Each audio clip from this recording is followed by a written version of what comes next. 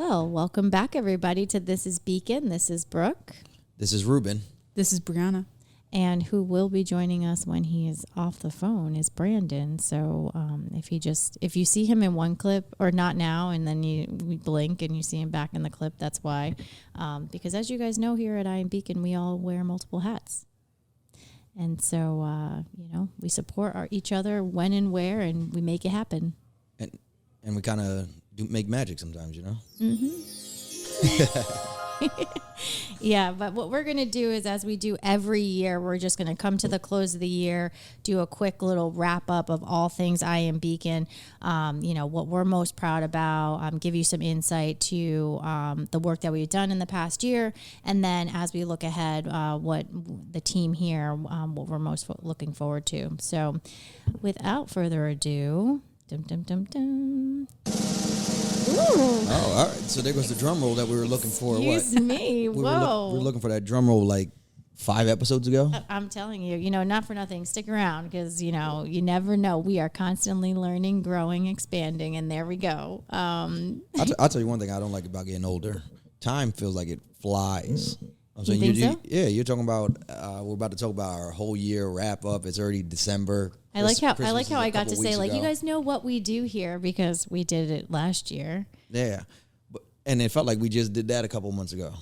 Mm-hmm. Maybe for me. Maybe time is just flying for me. Yeah, I mean, I think the last couple of years, just with the state of things, just went really fast. Because it all happened at home. Yeah, and I think it's felt like we've been in a holding pattern for a good year and a half.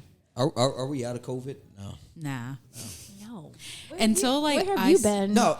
I'm not saying that I'm not paying attention. I don't know about the Omicron, which sounds pretty gangster. And the Omari. I joke around at home yeah, man, I didn't want that Delta, but the Omicron almost sounds like some transforming. I might want that. Some people want the retro COVID, but anyway. I don't know about that.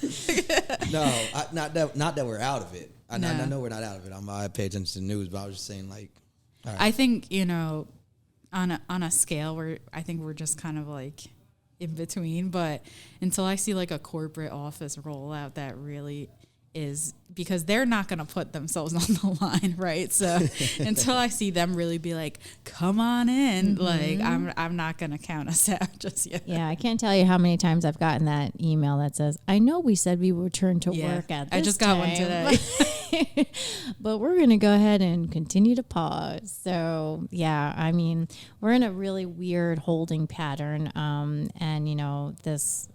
this terrible frat that Corona has turned into, the frat that nobody wants to join. Yeah. It does feel like we're getting hazed.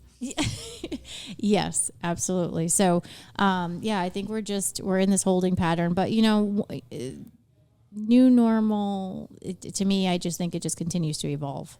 It's just, what phase are we in? Yeah.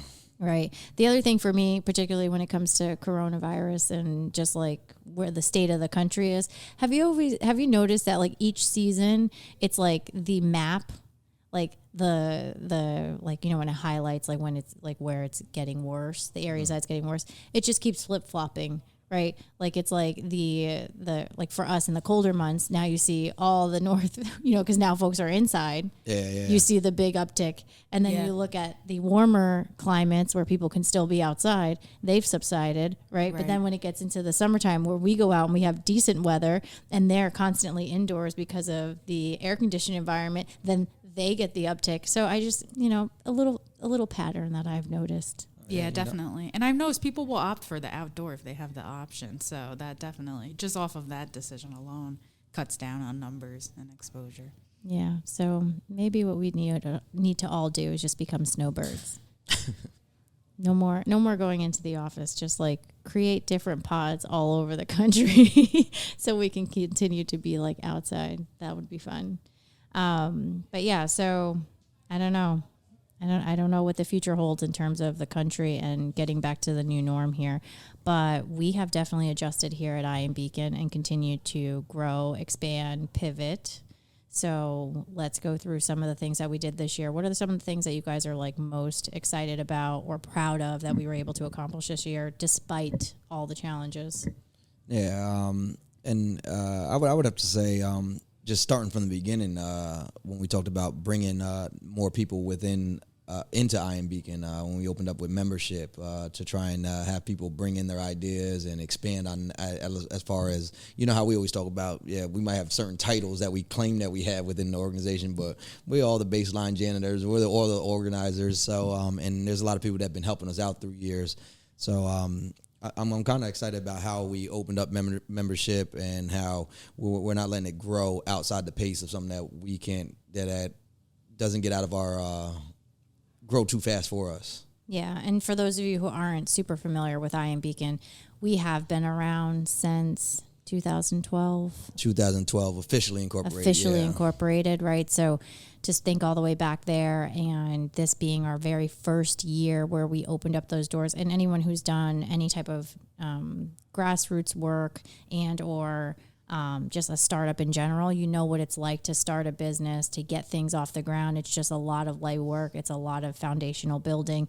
And for I Am Beacon, we really challenged ourselves to be doers before we started asking or promoting ourselves, and for many, many years, that was just how we operated. We didn't, most people were just like, I'm not sure exactly what they are, but they're everywhere, or they're just doing things, or, the more I get involved, the more I realize how much that organization does for the community. And that's kind of like, that was by design, right? Because we were really challenging ourselves to get to know what the needs were, challenging ourselves to be available, right? Because there's one thing to show up and be like, this is what I want to do, and not really be open enough to hearing the true need of where your energy could be best utilized at that time. And so I think, in a lot of ways, the more I learn about startups and things like that, I always giggle because I'm like, oh yeah, we did live that. We lived a lot of those things. So, membership expansion was a huge accomplishment for us, because it was a real goal of ours for so long, where we were like, we want to bring more people in, but how do we do it? How do we do it in a way that's valuable? How do we do it in a way that's smart? Yeah. And then what does it look like? What is it going to consist of? What are we asking? So it took a lot of, it challenged us to get a little bit more structured and more of a step back approach, A lot of times also when you're starting something like this, especially somebody who's like in my position, is almost like, yeah, but this is my baby, so I don't want it to change as form, or I don't want it to move into a different direction, So I have the plan; it's in my head. Yeah. Now I got to get it out my head, put it on some paper, and start explaining it. But we definitely benefited. I think people who signed up, who basically jumped on this boat with us. And it was a pilot program, right? So there was a small, specific number of people that we wanted. Again, being very intentional, right? You don't want to over promise and under deliver for a lot of folks. You want to do it right, and you want to make sure, and again, crawl before we can walk. So I think, the talent that we did get in-house brought in a lot of good thinking, a lot of good challenges for us, and are, a big portion and a big reason as to how we did accomplish so much this year. Yeah. So thank you to all the new members. As Brianna's sitting here, would you like to add anything? Yeah, as a new member. I think, for me, especially I come from like a big startup background, like professionally, it was exciting to me to like kind of come in this kind of like first, like kind of inaugural round of members, because I really like getting in on the ground floor of things. And I feel like, this was like the perfect opportunity for, the doers to kind of come together and like really see and feel like a tangible impact to what we were doing. I felt like every single thing we did this year, I felt like I saw like really immediately after like the good that came out of it. And so it's just been just a really rewarding experience this year. Yeah. As she says that, isn't our podcast logo this year? We didn't have that last year, right? Yeah, that was like Jan of this year. Yeah, we had the, what was our other logo? It was like pictures of like vegan all over the place. It was like a pitch stick. It was, yeah. I can't imagine what the designer thought when she saw it. No, it wasn't too bad. You know, you start from where you are. Listen, like, you know, there's no... Yeah, this podcast has grown this There's year. no shame. Yeah, the podcast alone has grown. I think, you know, we continue to get more subscribers. We continue to get more listeners. We continue to get more shares. So that's a huge thank you to the folks that are listening right now. I think we're up to, 75-ish episodes or so. Yep. 75 episodes. What? Like, I mean... we would not be here if it weren't for the support of not only the guests that come in, but the people that are, you know, responding to the content, sharing the content out, you know, even, you know, no matter how small the impact, no matter the feedback that we're like, how small the feedback may sound, that is the intention, right? Like I Am Beacon is a small local grassroots organization all about that connectivity across the community in such a way that people start to not only get to know one another but feel comfortable with one another. That's the way to continue to build a strong community and to continue to support the strength of our community. So, you know, if you're listening right now and you're like, I do enjoy this and blah, blah, listen, we enjoy hearing your feedback. And we do, you know, even small things when people write in and they ask questions or, you know, give shout outs to like, you know, I want to hear from so-and-so. We will do our best to accommodate. So, you know, this podcast is called This is Beacon. It's not This is Brooke or This is Ruben or This is Brianna. This is Beacon. So we are here to respond and to make sure that we're amplifying your voices. Yeah. And I think it's also cool. I'm saying that as it's growing, like we start to get guests, and I'm starting to meet guests in like different places just throughout the city. Like it's happening organically. I was at Max's one night, and I was sitting out having dinner outside on one of the outdoor seatings, and this guy was actually talking about me 2 tables down. Well, not me in general, but he's like, oh yeah, no, I heard about this podcast. This is Beacon. So the owner Richie's like, hold on a second, and he was like, that's him right there. And just so happened that I was there that night, and we're actually scheduling to have that guest on this podcast before the end of the year. Yeah. See, that's great. That is Beacon, right? Like, I mean, that's the point. That's the point. Right? Yeah. Like, and I think we talked about it this last year, because when I was hiking the mountain, this guy from the city overheard me talking about the podcast, and he's like, you know, I was just listening to it because he saw one of the stickers on the benches that have since been removed. But so we had to move into yard signs and put them in locations where... So shameless plug, if you're listening, share this, like this, review this with your friends and family, because we need to make sure that other people can hear from this, because some of our signs have been taken down, and so our efforts... and you could do that. Only go so far. We need you. Yeah, and you can do that right now. Yeah, you can do that right now.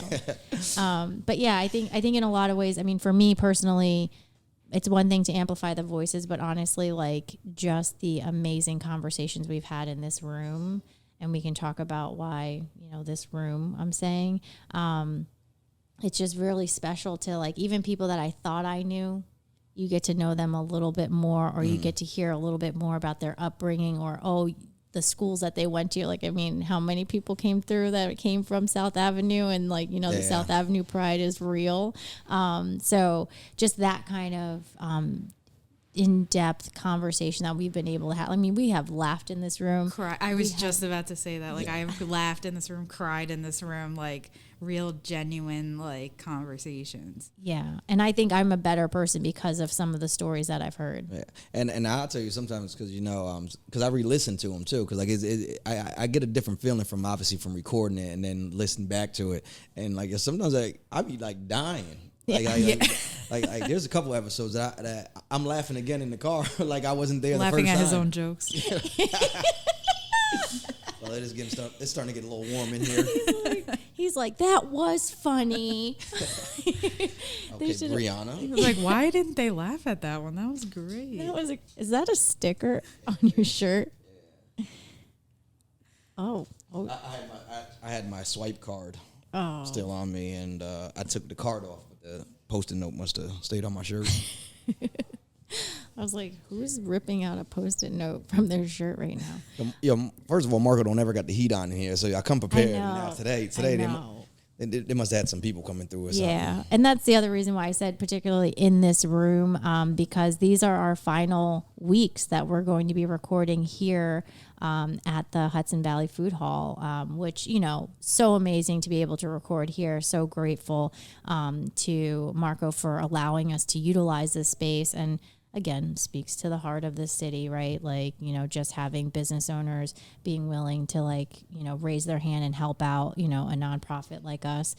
So super grateful for that. But these are our final weeks here. Final weeks here, and I just want to give a shout out to Marco, because like he's been like that from the start. Because if you remember, the office downstairs from here was vacant, and that's where we started our meetings when we first. I don't even know if we were incorporated yet. That might have been like when we were trying to get incorporated. Yeah, when we were trying to build a board or build interest, and we were meeting with like 12 people, and then only 7 showed up the next one, then only 3 showed up to the next one, then 3 stayed, and we're like, you know what? I guess here goes the foundation, you know. Started from the bottom. Yeah, so shout out to Marco there from the beginning. Mm-hmm. Yeah, always been a supporter, and, you know, really grateful for that. So with that, we will be looking for new space. Yeah, new space, or you know how we do. We take the show on the road. You know? Yeah. So so if you have a spare office out there that's closed on Sundays and Thursday evenings, give us a call. Yeah. No, seriously. Shameless plug. No, seriously. If you do have a space, or you know of a space, or you're thinking of, you know, donating your space, or you have the ability to do that, definitely reach out to us. Let us know. We are, you know, flexible. We are calculate the rent, write it off. Yeah. Yeah. Which, you know, I mean, one of the things donate that's in kind. Yeah. One of the things that's, you know, we are a 501c3. Okay, we're just going to keep going here. Yeah. There are many benefits that we can walk you through, and happy to walk through a contract with you there. But, you know, that is really a big piece, right? Because of the affordable housing and space here in Beacon.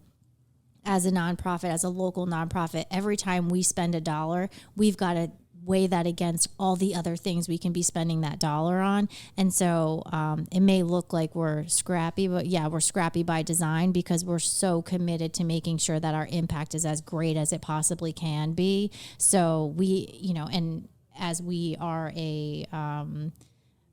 right now, we are a volunteer-only nonprofit organization. That means everyone that you see here is just volunteering their time. Everyone that you see here is giving back from their heart. And so with that, we're not always using a space 24/7. Yeah. So that would just be a really, you know, from our perspective right now, it would be a really tough sell for us and our board to say it's a good spend to go ahead and, you know, as you know, rent prices here are not cheap. Yeah. It would be a hefty spend to be asking people to donate to us for us to get space, when we know that we wouldn't be utilizing it to its potential. To its full potential, yeah. Yeah.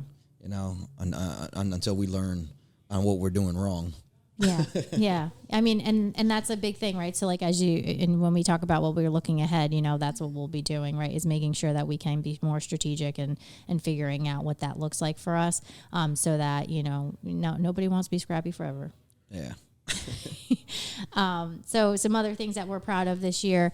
I know also in the springtime we did have, you know, and we've been mental health advocates for many, many years now, working with NAMI Mid-Hudson.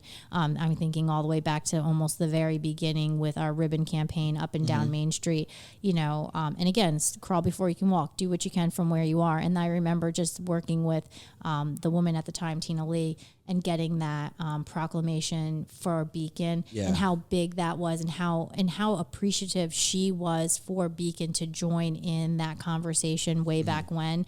And this year we were able to pivot virtually due to the podcast in a lot of ways, with the hashtag Join the Conversation campaign throughout the month of May, which, you know, for me personally was a huge success.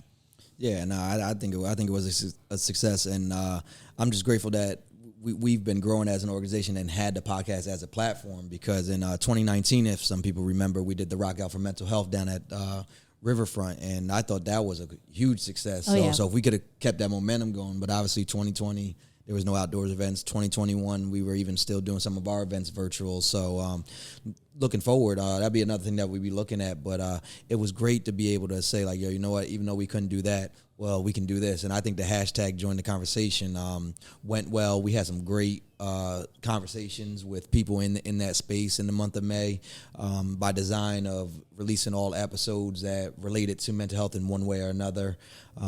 Even when learning about Lashavius, working with our local police department now, and knowing that we have a mental health services and a mental health specialist in the field that's out there riding with the police officers. Knowing that some of the stories that he was telling us, and how the police were open to even having him and showing their support. Some of the doctors that and what would you call them, psychologists? Yeah. Who spoke? I thought they were great. And then the representative from NAMI and Heather, and even sharing her story. I always talk about at least the power of a story, you know. Mm-hmm. I think that's probably what Brianna was relating to when she said we even cried in this building. Like some people's laid stuff onto us where we're like, yo, that's not in the outline. We weren't like, ready. You don't hit us deep, man. Like that wasn't in the outline. Yeah. And it was really like a multifaceted look at mental health. Like we didn't just come at a single angle where it was just like, hey, we've all been inside for a year, like, let's talk about us. And we did hit that, but then it's like we also hit about policing. We also sat in here as, 4 people of color, like really like affected by this, watching this happen. Like we had just come out of, it was, May was 1 year since George Floyd. So, being able to talk to Lashavius and really being able to not only have guests that are subject matter experts be on the podcast, but also I noticed like experts that were interacting with us on social media just because of the video. Like our friends at BFF Therapy, like, ended up posting a whole video story just in reaction to, things that they were noticing in their field, but also, it was the catalyst for them to respond was the PSA video. So I feel like we really got to like, sit at the intersection of like all of the things that kind of branch off of mental health as like a buzzword these days, and really like this is really how it affects us, Yeah, the PSA. Hey, Brandon, how you doing? Hey guys. What's up? I didn't even hear you come in. You're like for a big guy. Yeah. You're light on your feet. Yeah. Very sneaky. Yeah. So We're just I lost chatting my concentration. we're chatting through the hashtag join the conversation. Yeah, so we're at May in our timeline. Yeah. In our recap. We're talking about, and perfect timing because we're talking about the mental health campaign and the hashtag join the conversation. Yes. And you are within the mental health space. Yes. So, we were just talking about the fact of, highlighting different voices, talking about different areas of mental health. I think for me personally, it was, having the courage from, you're in the space, Brandon. Mm-hmm. For me, outside of my 4-year degree in psychology, which if anybody's got a 4-year degree, you know what that's worth. There's a lot of, verbiage or, ways to have conversations that I personally, I didn't know how to have. Yeah. And so for us to just sit here in a room with experts and have the courage to just, say the wrong word or ask the question that everybody's thinking, that's what I was most proud of because, for me anyway, you never want to offend somebody, but how do you get through it outside of, without just having the conversation and just saying, I'm sorry, I don't know how to address this, but what does that mean? Yeah. Dr. So-and-so, right? Yeah. Like Dr. Kaber, tell me more. Yeah, and then outside that, and also knowing resources, I can't even help you, or this is beyond the scope of what I can handle. Dr. Kaber dropped that bomb about, therapy. For a lot of people, they throw it out because they say it costs money. And she dropped that bomb, she dropped that little gem to say, a lot of therapists actually have sliding scales. A lot of therapists actually, earmark a certain number of hours to just donate back. And that was huge, right? Yeah. And if that allowed one person to raise their hand and look for support, then it was worth it. Yeah, I think, the feedback that I got back, from my professor and just other people who listened to the episodes, what I liked and what I heard from other people is that we provided an opportunity or a space to have like you said, that hard conversation, right? It's really, sometimes it's hard to find the right words. And I think there were a couple times where we all kind of misspoke or just, and I think for a lot of people, they get uncomfortable with that. So they don't want to say anything and come off being wrong or sound ignorant. And there's all these... Well, and cancel culture. Yeah. I don't want somebody to say that girl said this. Yeah. That's So... like as we throw our disclaimers out every time, like but then what I also learned too, because like even with that, I'm saying some people just deal with things differently. Like, absolutely, like even though someone might be joking about it or laughing about it, it's because the conversation might be too serious, and that's it's their like comfort. a coping mechanism. So it's not like that they think it's funny, And but like I think that cancel culture is what you hit it on the head. I'm saying that's what everyone's scared of, everyone's nervous on. I'm saying ask a politician. I'm saying look at it. Yeah.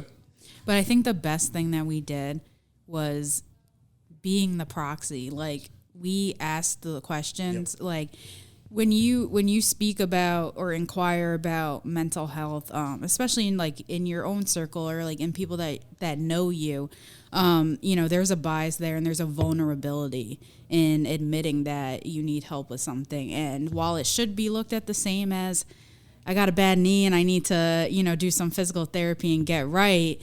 Your brain is an organ just like anything else. Like, it's still not looked at that way. And that's why we want to address that stigma. But I think, it was valuable for us to be the proxy and be like, hey, like kind of like that subreddit, explain to me like I'm 5, like, explain to me like what this is, because I want to be a proxy for someone else that might not ask the question. And I've definitely been there when you just kind of keep going because you don't want to ask the question. And that's the cool thing, right? Like all of us kind of came from different perspectives, right? Or different levels of understanding. So having different perspectives or experiences only makes the conversation more bountiful, right? You'll get more out of it because you're not just talking from one perspective, right? You're not just talking from someone, I guess I'm going to toot my own horn, who's in master's, for this, right? Or I'm not talking to someone, low-key flex. A little bit. I'm going to toot my own horn. It stops being speculation and it starts being like an exchange of information. But then I think about you, Ruben, right? Like kind of watching you as you were listening to these conversations, kind of seeing like, oh, like you're connecting dots and you're like, oh, wait a minute, right?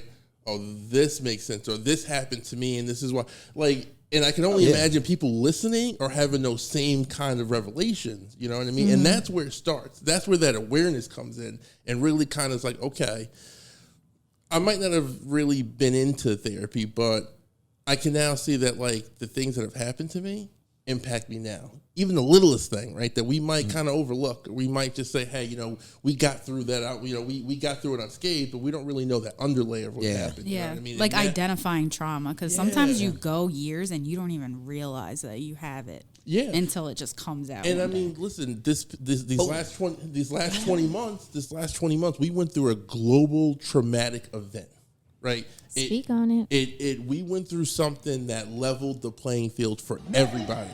Yeah. The last time I think something like that happened, a meteor came and like wiped out all the dinosaurs or something like that. But like everybody was experiencing the same traumatic event at the same time, and it all manifested in different ways. But at the core of it, there was trauma, and there was no way to avoid it. Like you couldn't go and say, okay, I'm going to go out and just and ignore it. No, you had to sit home and sit with it for months. And I think for a lot of people, Are you talking about your significant other? Huh? No, I'm joking. I just brought a joke in on a serious topic. It's his own trauma, people. That was one of the many tests of the like. Listen, of the I'm era. gonna be honest with you. There were a couple times during this pandemic where, between work, and when I say work, like just not knowing how to operate working from home now and things like that. Where, thank you. Yeah, just rip off those labels.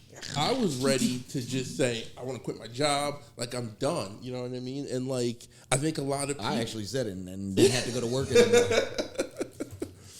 But, I mean, yeah, it's this unavoidable elephant in the room that you can't ignore it now. Like, everything that we do going forward is going to be post-COVID world, right? Everything is now post-COVID. Well, it's post a lot of things. I mean, I Yeah. know you're talking about COVID, but like what I felt like was we were in that pressure cooker because it was like not only are you in a health crisis, but on top of that, we're gonna throw in this social crisis on top of, like, and then it's going to be an employment crisis on top of it, and then like it was just compounding on top of one another. And let's be honest, we were not healthy when COVID came in.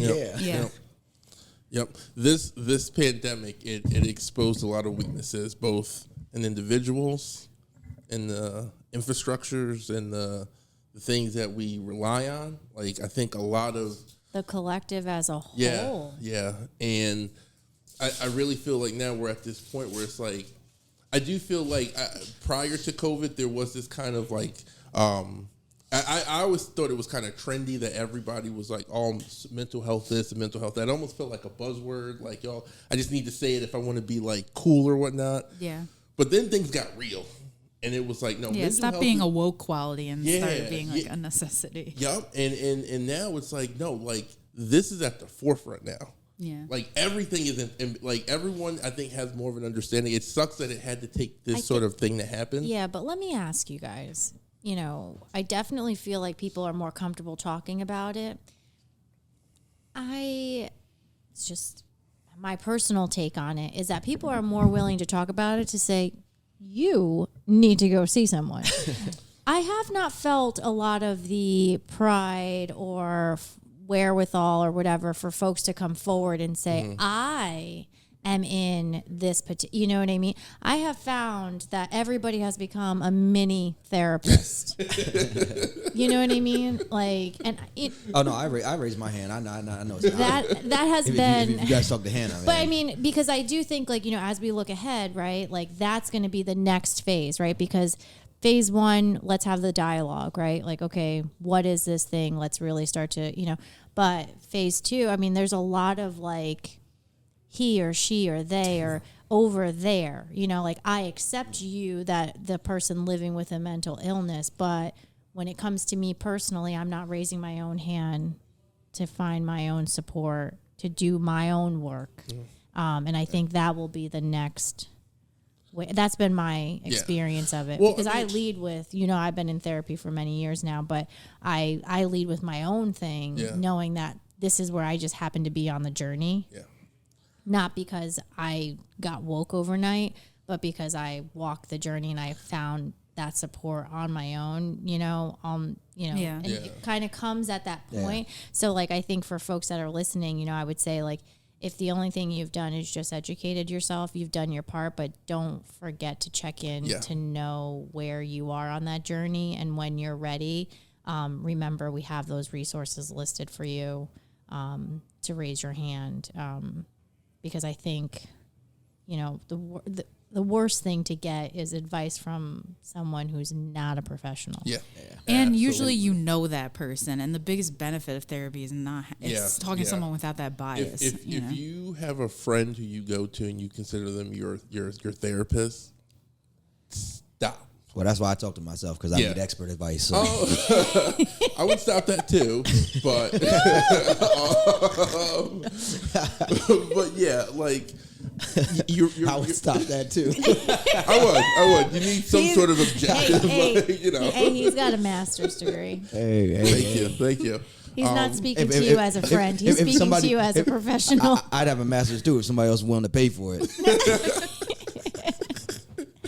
Yeah, but again, hashtag join the conversation. The beauty of the podcast is that all those episodes are still out there. So if you're interested, I know, the other one that was pretty popular was the one around social media and the children. That was a big one. And it's come out since then. It's a great one. It's a great one to have like folks in your network listen to, and then have a dialogue on the back end, right? Like, have like, whether it's you and your spouse, and then you can talk about how you're going to decide to raise your children or that kind of thing. It's a really good one because it educates you, but it definitely makes you pause because you, as even an adult, can can understand and relate to some of the things that Jessica brought up on that episode. So, and I mean, now it's come out. There's actually proof that they know of all the negative effects of social media, especially on young girls. Oh, and things Facebook whistleblower. Yeah. So we were kind of ahead of the curve on that one. But, Yeah, well, social dilemma also true. introduced a lot of that. Come on, where were all these news outlets not retweeting our stuff? Yeah, we were uncovering where's this the back in this May. Is Beacon, join the conversation, man. But we didn't need the whistleblower to tell you. We had Jessica. There you go. But before we move forward though, I did remember what I wanted to say. The PSA video that Brianna talked about. I forgot about that. That was a cool experience. I enjoyed doing that video. Another thing that I'm proud of, and I think we all are here. We all became mental health first aiders. Oh, you know, yes. that was a good intense workshop that we had to do to get that certificate, to get that training, certification. That's a training that should be recommended to, I'm saying, like you said, when you get in the levels of starting with the family and now going into employments, like that's something that employers should be thinking about for managers and supervisors. And I definitely didn't want to leave this topic without, I'm saying, since my man over here, Brandon, wants to throw out his masters and we patting everyone on the back. But because of the work, Brooke, you also received an award this year for the work that we have done. Oh, I did. Yeah, so congratulations. You received an award from Dutchess County on the work that you did on mental health this year. I think I have it over there. The certificate, you want to see? Yeah. It basically just says like for the mental health advocacy in your community, and it was presented by Marcus Molinaro, and it was given by Nami Mid-Hudson. It's inside my bag. I can go grab it. But yeah, so I mean, really, and that just comes down to all the work that we've been doing here in Beacon, and really on behalf of all people, all folks, and our members here at I Am Beacon. Yep, it's the blue one. See? So for those of you who are on YouTube, you can see my award here. It's award. Can for you get a close up on excellence. that, Brianna? It's an award for. I'm working over here. Oh wait! Don't get the close up. My nails are just disgusting. It's not that close. It's close, but it's not that close. I didn't get my manicure. No, I didn't get the new print. So it's for excellence and advocacy in your community. So yeah. You got it or you need it? No, we got it. All right, so yeah. I forgot about that myself. And we're still in May. No. We still have more to cover. We're at this point. We're at this juncture where we are doing so much that we don't even remember when we're being the volume. I also think. Well, when we do get an office, the day that we do need full-time office, we could just put that on the wall. It's fine. Yeah, to try and remember, and also that's why I kind of like doing these recaps, because then things just spark. Like I forgot the PSA video. You know what I'm saying? I had a lot of fun doing that, and I thought that was a good next step. That's kind of like, and that was all in-house. Yeah. That was done. That production was done all in-house. I'm sure when you saw it, you weren't thinking, "Wow." They weren't actors. No. Those were real people. Yes. Real people from the Beacon community. Yeah. Newly appointed members into IMB. That was like our first project. Yeah. Our first membership project. Yes. That was our welcome to the world. Including my daughter Madison. She was very happy. All of her acting classes came in. She was like, "What are my lines?" Yeah, we got to do another one. Yeah, we'll definitely have to expand upon that. And then we had also expanded, from a podcast perspective, we expanded to the youth podcast program in 2021.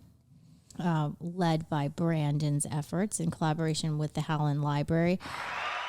I mean, Brandon, working with those kids. It was awesome.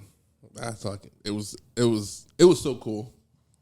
Like I work with kids, a lot, especially with podcasting, but this group of kids, they came in ready. They came in ready, had an idea of what they wanted to do, and the conversations that we were having, man, sometimes I wish we could have taken some of the stuff we didn't use and do something with it. Maybe we should. I don't know. I'm thinking about that. Yeah. But it was just it was great. The minds and creativity that are in this city. I'm sure everyone says it's about their community, but man, it's pretty amazing.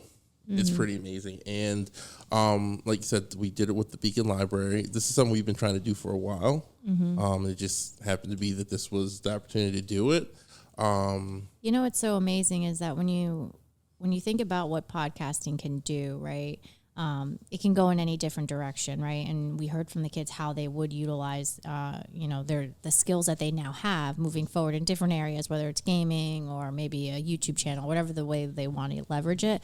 But for me personally, in a world where we say these kids don't have communication skills and all that stuff, I was blown away by.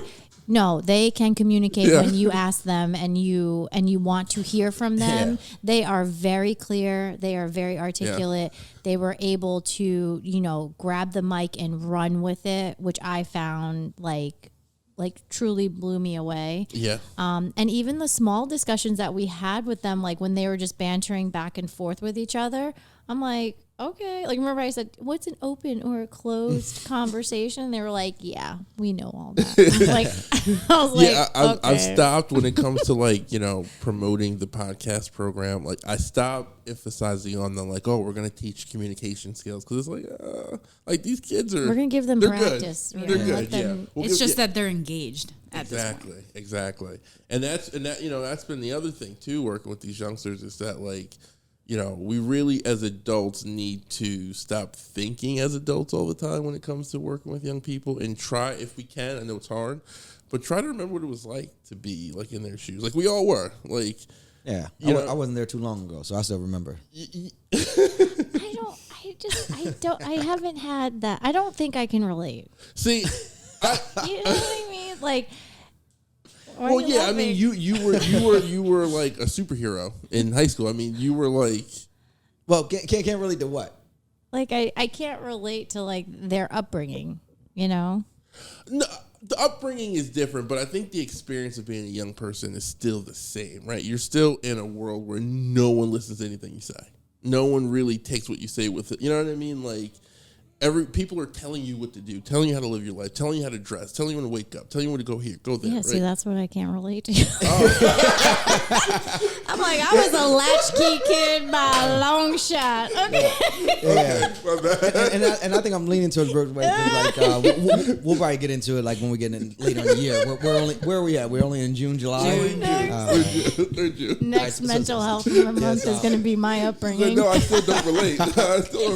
But I hear what Brooke's saying because obviously I did another pilot program that we'll talk about a little bit later. But when I was talking to kids, I tell them when I'm looking at Main Street, that wasn't the same Main Street that when I grew up. So it was easy for somebody like in my situation or people I grew up with to fall through the cracks. Yeah. To fall through the cracks today. Yeah, I don't get it.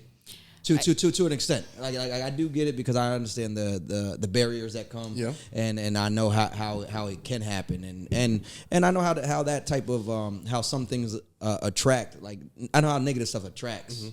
You know what I'm saying? It attracted me. You know what I'm saying? But there's also way more opportunity today. But I do believe now leaning towards Brandon, it's just having the conversation. Yeah, and that's all it really is. It's just sitting down and just.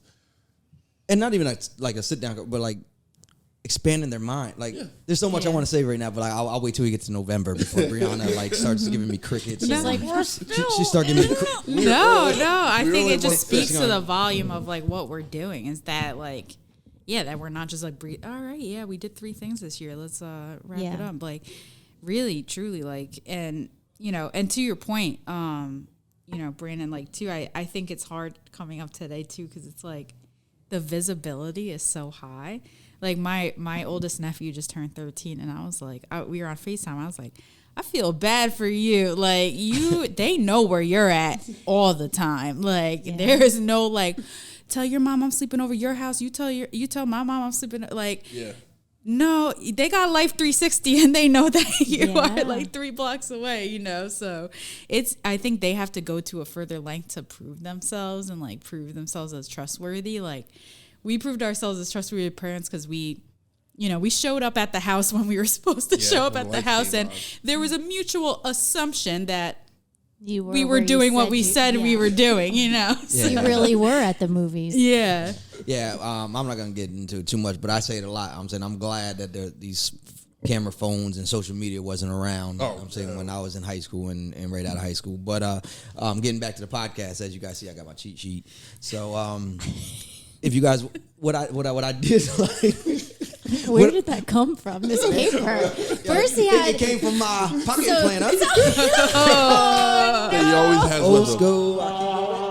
And this is my new joint for The 2022. infamous pocket This planner. is my new 2022. Literally just says So- planner. So this is Yeah, it was looking really crispy yeah, from yeah. over here. So this page is ripped out of my 2021. Oh, okay. Well, my 2020, I got a 2-year calendar. So my 2020 and 2021 pocket planner, I had to rip my I didn't notes know out. they made 2-year calendar. But whatever. So what I do like about the youth podcast though is I like how first of all you had a successful program and we were able to stay engaged with them using our platform to air their episodes, which are on episode 57, 58, and 64. If you guys want to check those out. Yeah, now I support see the why you youth. have a cheat sheet. Yeah. Yeah, But also- he came prepared. Yeah, he but- came prepared. But also how helpful they were at the block party. Oh yeah. Because we wanted to capture stories and just get some content at the block party. And the kids that you had in your program Jaded basically Sky. ran our This Is Beacon portion of the block party because obviously, like we always say, we were all stretched all thin. I was coordinating the basketball with Beacon Hoops. Mm-hmm. You know, Brooks running around all over the place. And, Brianna was doing face paint. And Brandon, you were in and out. Eric comes to help set up. So, like...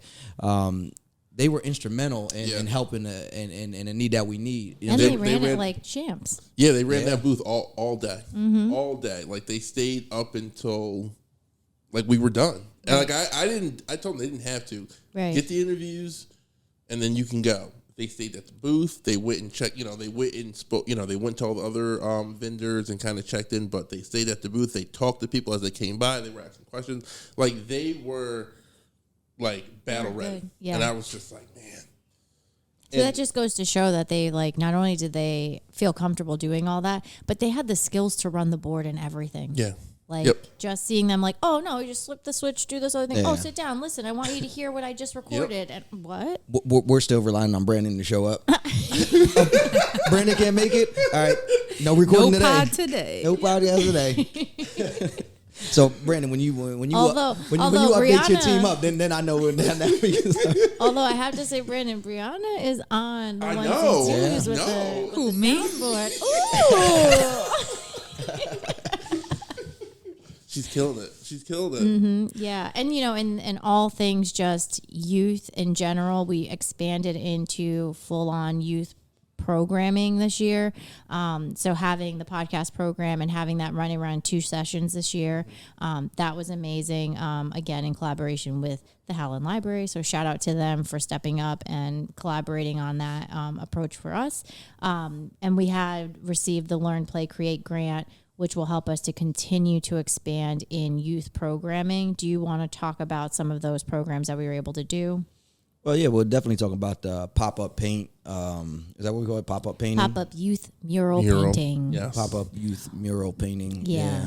And another a round of applause. If we give a round of applause to Brooke, is one of our biggest successful grant to date. Even though we're still like, what? We're still learning and growing. Yeah, and then shout out to Brianna for doing the design of our first community mural. I Am Beacon finally got their stamp in the community. Beacon is a great art community, we all know, and there's many murals throughout the city. Key Food is having an issue with graffiti on their building.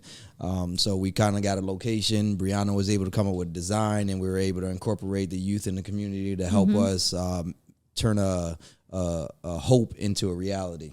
Yeah, and I think, you know, for me personally, and when we think about what the grant is all about, it's really about teaching children not only to expand upon their creativity, but through media, right? And so murals being such a big part of our community here in Beacon, and that being such a strong out-of-home reach for a lot of when you come from like a media space, right? Like it's just a permanent outdoor space that really promotes something. It promotes our particular community here in Beacon, and the kids were able to partake and actually put the strokes on the wall and really see what that looks like. And I love the fact that we started with that one, because now it's the blueprint, right? Like, what is it that we're doing? If we find another location and be able to do it again, how amazing would that be to now have that blueprint that they can now have their more of a mark on?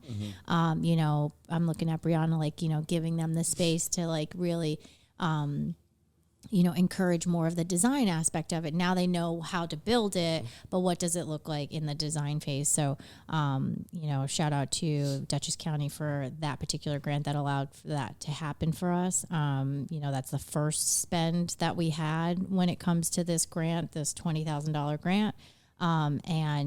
So the pop-up mural painting is going to be really huge.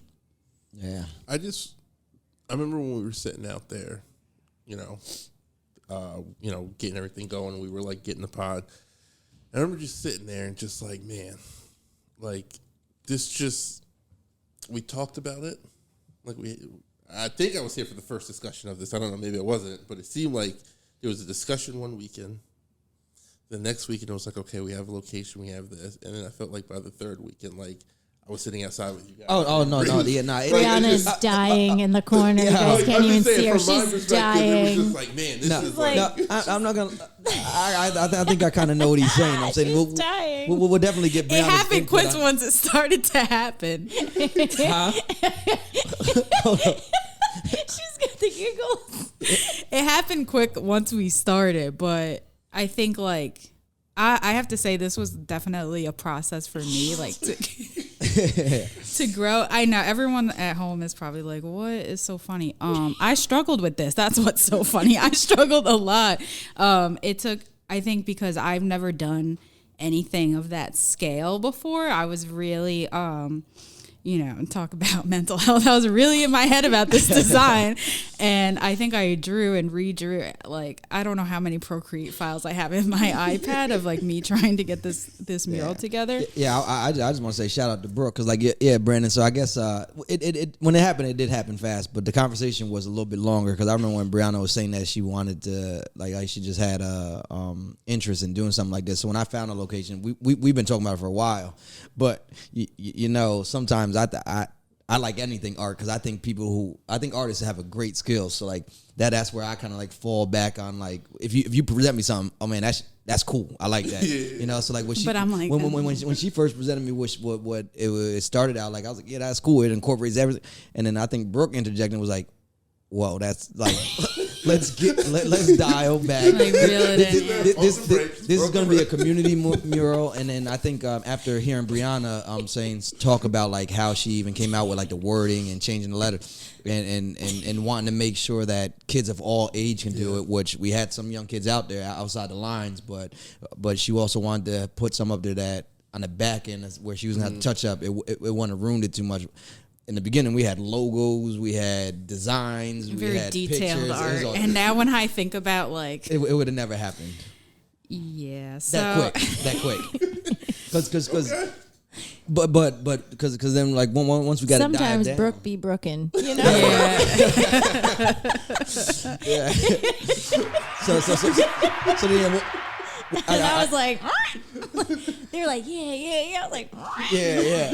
Well, they were. I was like, and Brianna's like the quintessential like designer, in the sense that like she's like, I am here to hear your thoughts and feelings and all that stuff. And then, Ruben is like, well, she's an artist. I'm not gonna tell the artist. The artist knows what's best. And I'm like, she needs direction. Yeah. I told you that's where I fall. But yeah, I think it was just also just like thinking about the practicality of it, like being able to execute on it. But then once we did that, once we had a meeting of the minds, we got it together.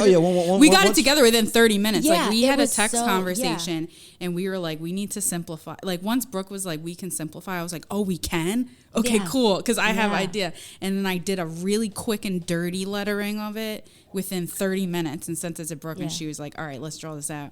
I spent another like hour drawing it out. And so like once we like, yeah, but it's like you had to go aligned. through that. Like Yeah. sometimes I just think that's the process. Sometimes Yeah. it's like, you know, it's messy by design where like you just kind of have to like get it out and then like chisel it back and Yeah. then chisel Yeah. it back. Yeah. So I would say, Brendan, you probably hopped in here. Yeah. You probably This from is the when start I of- came in. It was like, oh, You, this you, is you're, happening. you're at the Yeah. start of once we Brenda's already like, got, wow, they did it in like 3 minutes. Yeah, will like, that I- design be cool for like, you know, like some kind of like a little knapsack or a tote with like the pattern of all yeah. of the things? Yeah, because it's digital. And Yeah. See, I You know, just we thought- have I was control like, I over was it. like, It was just- oh, I was just thinking we I was like, check that for 2022 when we get there. I was Put just that on a bag. yeah, we don't bad, yeah. delete, we just reformulate. Repurpose. Oh man. Yeah. I felt a little pressure at that. I was like, oh man, like things are just happening now. Like, all right, like let's do it. Let's get it. Yeah. And I think too, like one of the biggest things I wanted is like I just wanted to show the core of like what I Am Beacon is. And I felt like the mural was just like, this is the values. And I feel like that's what's on the shirt. And that's like it, for the first thing to me, like, you know, especially just like in my career and everything, the first thing I do when it comes to like something brand new is like brand awareness first is like, let people know who you are, you know, and then we can get into like what we do, and then we can get into like how you can help, and like, you know, and then kind of go from there. But I felt like this was a great first thing because it was just like saying, this is who we are. We, you know, we build, Yeah. you know, we engage, we activate, we communicate, we organize, and we nourish our community. Like, Facts. boom, that's Yeah. it. Yeah, that's awesome to hear. And also, I'm saying, just piggybacking off of here, you talking about like brand building. I don't know if it's just because obviously we're in the space and I'm seeing it every day. I think we did a good job this year also with our logo. Oh, You we know? did Yeah. a really good job of like actually branding ourselves along the way for sure. Yeah. That was one of our goals leaving Yeah. 2020. 2021, right? Yeah. Everyone's That's goal the beginning of was, the year, yeah. Was really starting to solidify the brand here in Beacon, you know, as much as, you know, people know who we are, you know, you would say that in the size of our city, having over 3,000 followers on Facebook, that kind of thing, like you're reaching a big chunk of the community, but you know, there's always room for growth. Yeah. But I feel like we're at a spot now where like me putting my marketing hat on, I feel like this is the first time that I can look at everything we've done and like I could say like I could put together brand guidelines like around our look and feel. Like I feel like we have a real brand now. Like we have a color palette that we stick to. Like we have fonts that we stick to. Like we have, you know, even just down to like our icon style and like things that we do, you know, for the website and stuff. Like I think that, you know, and we will, you know, get more and more consistent. Like the point is that you're going to start to see that each touch point that we start to put out, whether it's digital, whether it's a poster on the street, whether if it's a banner over Main Street or the side of a bus, like you're going to know the brand and it's going to start to, you know, form a cohesive image in people's minds. And, you know, being able to see those things locally as you drive around. I think the best part of what we do is that our brand is focused on a 3-mile radius and we get to be loud and proud in that radius. So, yeah. I think it's a 5 miles. Don't Oh, shortcut yeah. us. Is it? Yeah, it's probably a little more than 5 square miles. It's just under 5 square miles, but I don't know. I'm what thinking radius of the- is. yeah. A radius goes across, right? or like a diameter. Yeah, or she whatever. might be right. Oh man. Yeah, the circumference would be. We all went to Beacon High, so I mean, this is kind of. And this wasn't even, and we didn't go We through the can be common. proud. We didn't go through the Is that common right? core area either. Did I use that right? The circumference of the city? Is that the whole? Oh, that would be like if you measured around it. Yeah, what is Yeah. happening? Right. What is I don't happening know. here? Math's not Math my, be mathin'. Yeah. Math be mathin'. Yeah, but then we continue to the train of the youth programming. Oh, you yeah. want to chat on that? Oh yeah, we in November now, and we'll come back to that. Yeah, and we'll go Yeah, back we to left the off- staple we still have events. August. Yeah. We got the block party. Yeah. Which was Yeah, a but huge- that's more A of little our, bit. our, We'll our talk about the annuals. We'll staples, talk, yeah. we'll talk about our staples when we Okay, talk about okay. staples. Shout out to Staples. Yep. Yeah, because they did support us this Yeah, year. they did hold us Big, down. You know, big. Yeah. that kit was awesome. Spot on. But yeah, so with youth program this November, as you guys know, and if you guys listening, if you didn't catch our previous episodes, we started another pilot. I started, I guess you call it. I just did a goal setting and mentorship for the youth age 13 to 17. The idea came about, I wanted to do something for kids 13 to 24. But I figured the conversations that I'd be having with a 22-year-old is way different than the conversation that may be brought up with a 14-year-old. A little bit. We've been talking about mentorship for probably just as long as we've been talking about membership. So I've been having more and more conversations. I found myself having more and more conversations with parents about their children, about these same topics of goal setting, financial literacy, digital, social media, how can it affect you getting a job in the future? When you graduate, what are you going to do? What college are you going to pick? Are you going to stay home? Are you going to go away to school? Are you going to go to a junior college, a 4-year school? And I'm like, well, I'm actually well versed in all that, because through my path, I ended up in all those different places without even having somebody explain to me what I could have done, and that's what left me all up into $120,000 student loan debt. But whatever, and I don't want nobody else to do that. Which I paid off this year. Can I not? Can I not get crickets for that?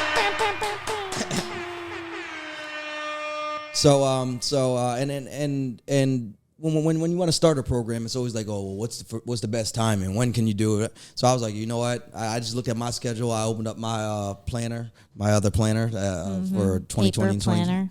And then I just try to look like, 8-week program. You know what? Let me do a 6-week, because you want to do something 4 to 8. You know what I'm saying? There's a pilot. I said, I'll do it 6. I was free with Tuesdays the whole month of November. So I came up with a little flyer, and I kind of got some flack for it. Hannah was like, what is that? And then she helped me dress it up a little bit. Okay, so it wasn't in the guidelines. What? Yeah. It didn't match the The Coach Yogi brand is still being established. It's okay. But what I do love about this is just one, yes, we have been talking about mentorship for so long, and we know we have definitely identified it as a need here in the community. A bigger piece about it, and, similar to the podcast program as well, is about providing the space. Yes. So that they can open their mouth around these topics and feel safe about what they're thinking, feeling, exploring, ask the questions and all that stuff, right? I think having someone who's not mom or dad, or someone who is in their super close personal network, does provide the ability, to Brianna's point earlier, for them to be a little bit more vulnerable. Like, maybe I don't want to go to college. Maybe I want to go do something else. Maybe I want to learn more about X, Y, or Z. And you were able to take this pilot as a space, as providing the space, but really being there to hear them, to understand where they're at. Yeah. So something funny about it is, like, I'm not a teacher, obviously, but like this could turn into like almost like a classroom setting. You know what I'm saying? So, but like I didn't want that. But you guys know our older sister, she is a teacher. So I reached out to her and I was like, yeah, this is what I plan on doing. I just wanted to give her my outline and maybe she'd give me some pointers. And like the more and more she kept talking to me, it was almost like when we were younger and she would help me out with my homework, and like she would try to actually help me. And I'm like, yo, just give me the answer. but this time was a little bit reversed. Like I was like, this is what I'm doing.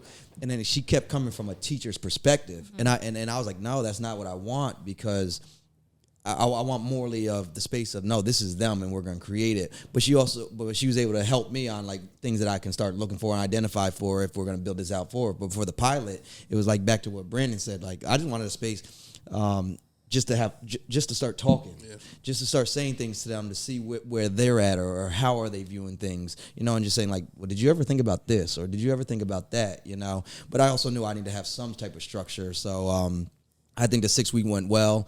I ended up with kids that ranged from 12. The youngest I had was 12 years old, and the oldest was 19. I was targeting. I was like, you know what? Just having the conversation. I was like, if I get 3 kids that come, I'll be cool. I ended up with 9 the first night. I ended up with 12 the second night, and then basketball came in. So like the basketball schedules of their tryouts or if they had practice. So like those were one of the barriers that I thought about, like when you start something. But like I'm still proud that we were able to pull the trigger on it, and the outcome was good. The feedback that I got from them, our final night, we did a survey to see what they would want to see in the future, if they even had interest, and just some of the things that my older sister was seeing from a teacher's perspective about how they were coming back, or like week 1, kids were showing up late, and how I was like firm on some, like, you need to be on time. And then week 2, she's seeing them running down Main Street to make sure they're on time. And I'm saying it kind of meant a lot to me. Parents were reaching out to me saying, I'm glad you're doing this. And because that's all I can do. All I can do is provide a space. But I'm really thinking them, because you're not just providing a space. Like, we got to stop cutting ourselves short, right? That was what we said at the beginning of the year. I think that program is successful is because of who you are, right? Like Coach Yogi. Yeah. Like the information, I'm sure some of the information that you were giving them, these young people, they can get it off the internet. They can go on YouTube. They can go, right? They could. Like, it's all there. But for them to take the time out on their Tuesday evening to miss basketball and things like that, like, they came off the strength of you and who you represent and who you are in this community.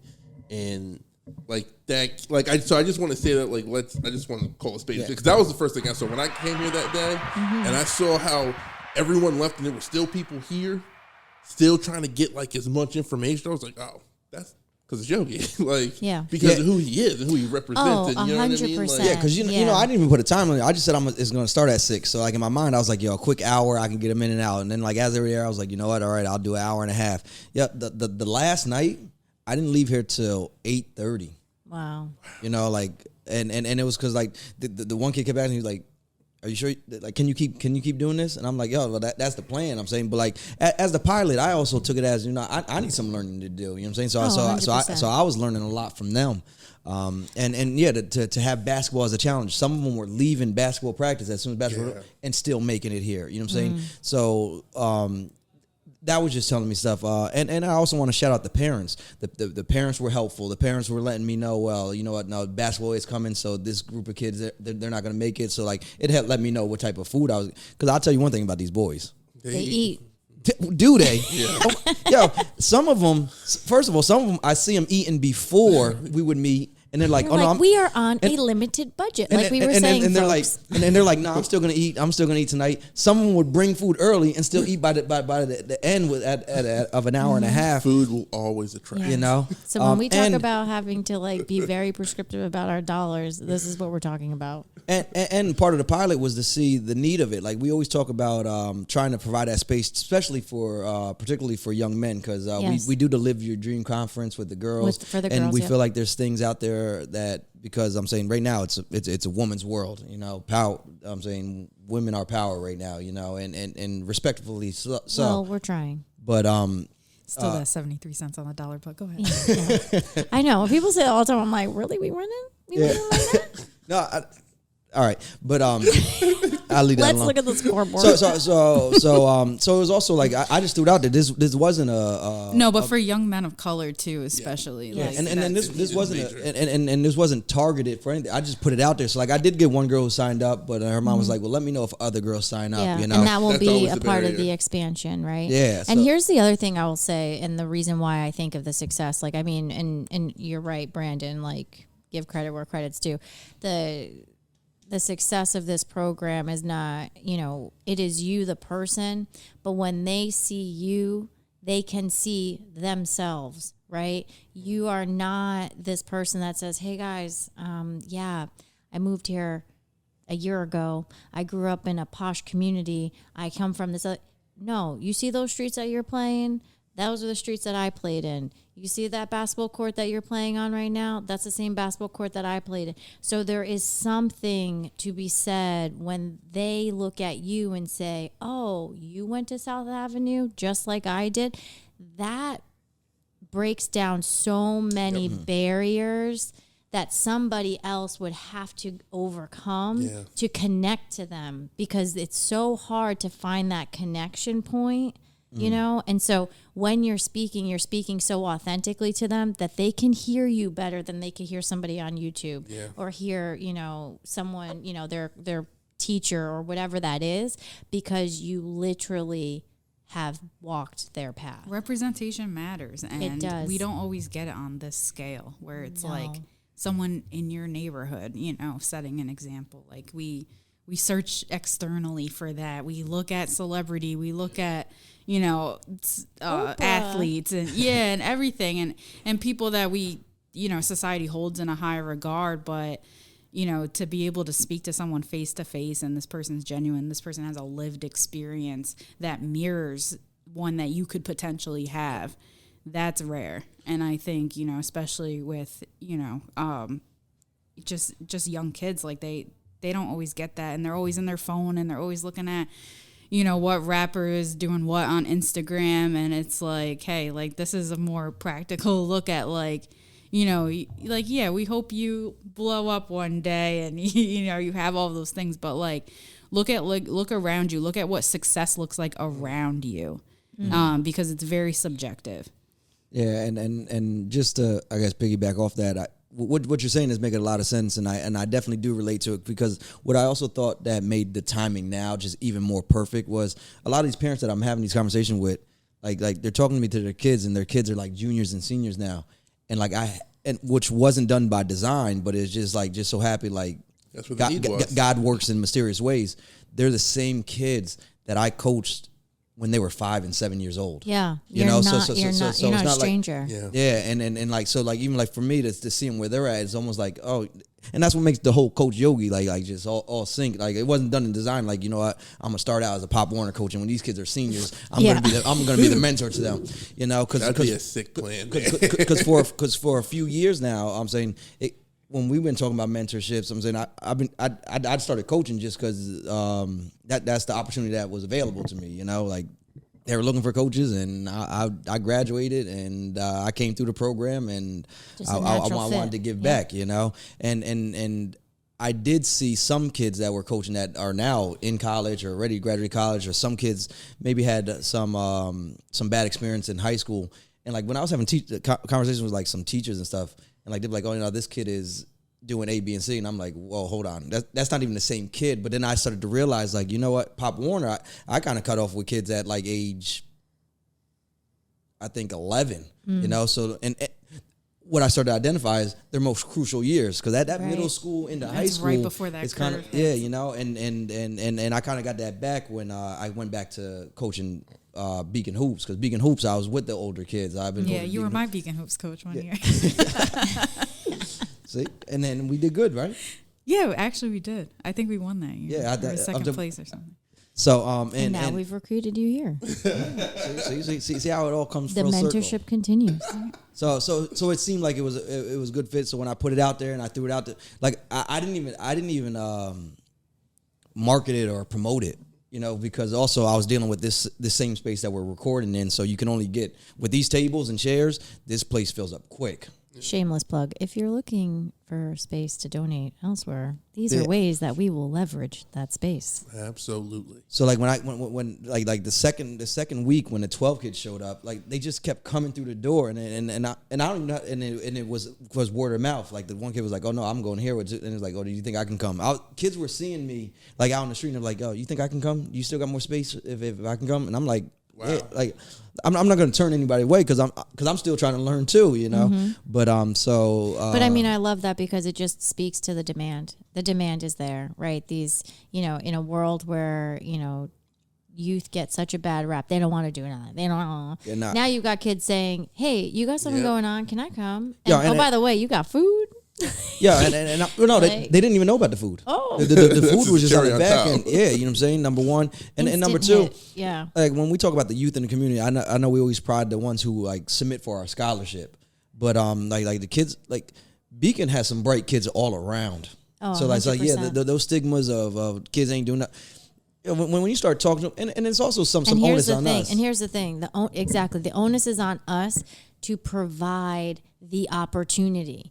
Right. And, you know, we get on our soapbox about this a lot. In a community that's thriving at the level that ours is, we are failing our youth. That is just what it is. So the fact that we can throw a pilot program for a 6 weeks of goal setting and exploring skill sets that you don't get within the four walls of your school, right, such as financial literacy, maybe that's why they want charter schools. Having these kids not walk, not walk, but run to the program demonstrates that they are ready to accept, right? Same thing with the youth podcast program.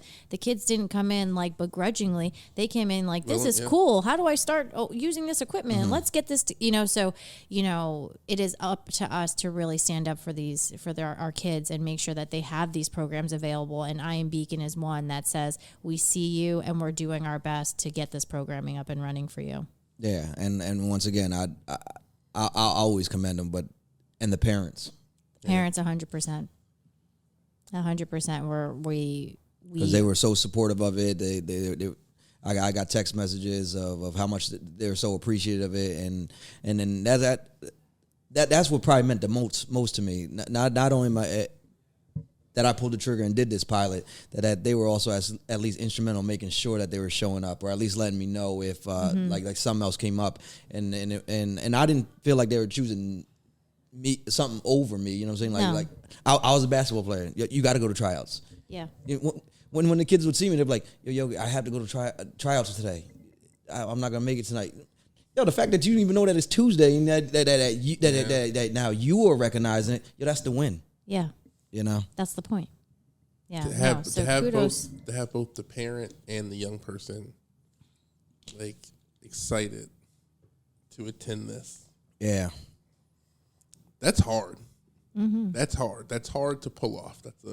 Without some sort of like crazy thing to draw them in, right? Without telling them about food, or without there being video games or electronics. Like, no, you're gonna come and sit in a space and we're gonna talk. And no promotion. Like I put it on Facebook just to put it there, but then like I didn't keep sharing it. And I text a couple parents that were asking me, and I just left it at that. It was a quick turn. It wasn't something that we just let linger out there. So, not for nothing, if you guys are paying attention, a lot of the things that we do have a really positive response and a quick response, right? Like when you think about like the mural, for example, right? Like we don't over promote strategically because we want people to have a good time with the programs that we put together. But it just goes to show how much untapped opportunity there is right here. And that's the thing that gets me jazzed, because to hear and to see, the initial response, it just tells me there's more there. Keep digging, right? Yeah. So, like, I think that's the best part, because it's like so many people go out to start organizations and companies, and like the growth is never guaranteed. But I feel like we guarantee it every time, because there's always more people that want to join in. We started 3 pilots this year. Yeah.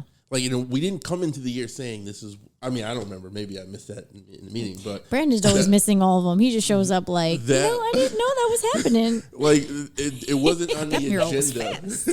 Yeah. I'm going to have to Did she draw it when we got there? But like, we started like 3 successful pilots this year. Yeah. All directed towards youth that in other organizations, it takes like 6 months to get one off the ground. Yeah. Well, and maybe we can wrap things up and pivot to 2022. Fast 22. Forward plan. Yeah. Plan. Yeah. But yeah, in so many ways, we are a organization of action. We just are, right? We are definitely trial by fire. The only way we're going to get the intelligence is to go, right? Like we're not really ones to sit back, cross our T's, dot our I's, pontificate, hope, dream, all this other kind of stuff. We're kind of like, why don't we just try and see if people show up? And then, that is the fastest form of feedback. Yeah. There's no red tape over here, only green lights. Yeah, and we're not theorizing about what will work or what won't work. We're finding out firsthand. Yeah, like if you would have had your first night of Coach Yogi Tuesdays and not a soul walk through the door, that would have been nice feedback. We would have been like, all right, sounds like we'll take the post down and keep it moving. And honestly, right? And just so you know, I'm saying like if you ever organize somewhere, want to do like even some of our events, like when we're setting up for like the block party and like, all right, I know they're gonna come, but when there isn't people there, like I always get such like a little bit of anxiety about that. Like, damn, are people gonna show up? So and it happened throughout the week, especially now that I knew I was competing with basketball. So now I'm like, I started getting in my own like how maybe young people thought back in my day, like, well, I definitely ain't going to that no more. Like, oh, that's whack. You know what I'm saying? But like, no, the response was totally different. Like, there was times where I'd sit downstairs and I'm like, yo, whoever shows up, you know, that's what we're going to do. And then like, no, once it comes around 6 o'clock, they start trickling in. Yeah. I never had less than 5 kids. Yeah. No, that's amazing. I think that's the mindset though you need to have, right? Like you need to have that they come, right? Yeah. Like if we build it, it's here. We did what we had to do. If they show up, they show up. If they don't, but I think if you test, learn, you grow. Yeah, right. If you go in with this expectation that there has to be people here, like you said, that's defeating. Like if they don't show up, then what's the incentive for you to want to do it again? And I think you can't come into this with a, it's either this or that. Like you just got to be prepared for whatever comes and just kind of roll with it as it And goes. if you fail fast and move to on the from next it. round. Don't sit with it. Yeah, we failed. Remember our softball tournament? Oh yeah, we've failed so many times. Oh man, you guys are gonna think I'm the worst. I don't remember the softball tournament. No. Because it failed. It just didn't happen. There was only a form. Yeah. And it wasn't in our branding guidelines. Was this like either. 3-4 years ago? It was Like 8. Okay, it was like in like the early after, days. Yeah, early. Oh, days. okay, It was okay. like Yeah. after year 1. It was like 2013. Okay. Yeah. And then, I think the other thing too is that we have all of our staple events which were, they are events that started small and now they're just up and running and, have a little bit of a name for themselves. We've, starting with the back to school block party this year, handing out over 150 drawstring backpacks. For me, it's really about the connections that we made. And some recent examples I'll give you is, I was just at the Girl Scout house on Saturday. My daughter had a sleepover at the Girl Scout house, and you could see, looking around, some of the folks that were in that room because they got the information at the block party, right? Hearing from NAMI Mid-Hudson when I did receive that award. One of the things that they talked about was that there is a family that received the information, that they can verify that they received the information about NAMI and the family-to-family services, free services that they have. If for those of you who don't know, go back to the NAMI episode on that one. Hold on, I got you. Check it out.